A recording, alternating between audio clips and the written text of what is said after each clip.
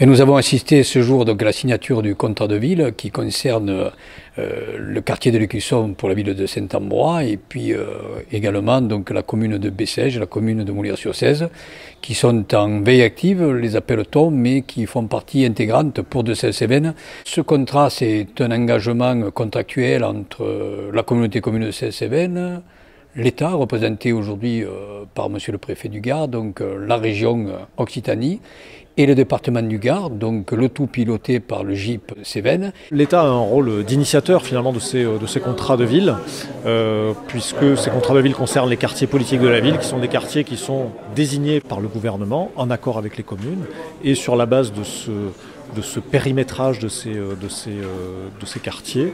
nous décidons de mettre en œuvre un certain nombre de mesures et donc de signer un contrat qui finalement va mobiliser tous les acteurs qui sont les acteurs utiles pour permettre un accès égal à la culture, à l'éducation, à l'emploi, à la prévention de la délinquance.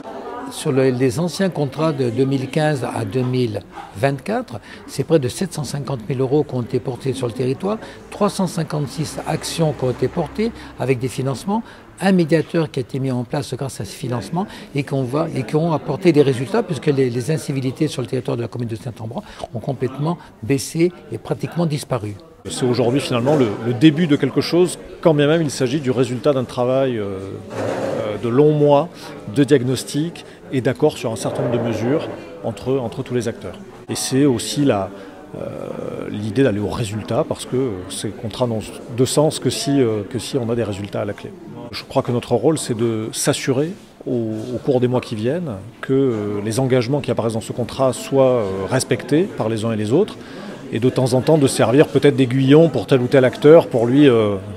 rappeler ce qu'il doit dans le cadre de ces contrats. Travailler d'abord sur l'habitat indigne. Effectivement que la partie logement, on puisse effectivement accompagner les personnes qui sont dans des habitations compliquées, difficiles, on puisse les accompagner financièrement, mais également se battre sur la violence qui est faite aux femmes. On a également des accompagnements forts à faire à destination des jeunes en termes d'emploi, puisqu'effectivement ce sont des quartiers qui sont un petit peu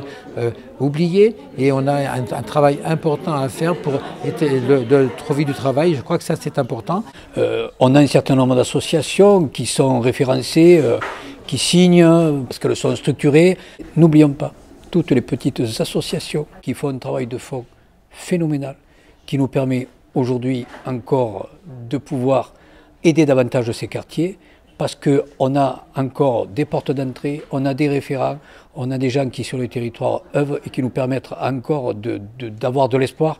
pour ces quartiers. Je crois qu'il faudra vraiment que les accompagnements financiers soient vraiment très proches des citoyens, de leurs demandes et des problématiques qu'ils subissent. Et je crois que c'est ça l'objectif. Et le jour où on y arrivera, je crois qu'on a pour dire qu'on a tous gagné.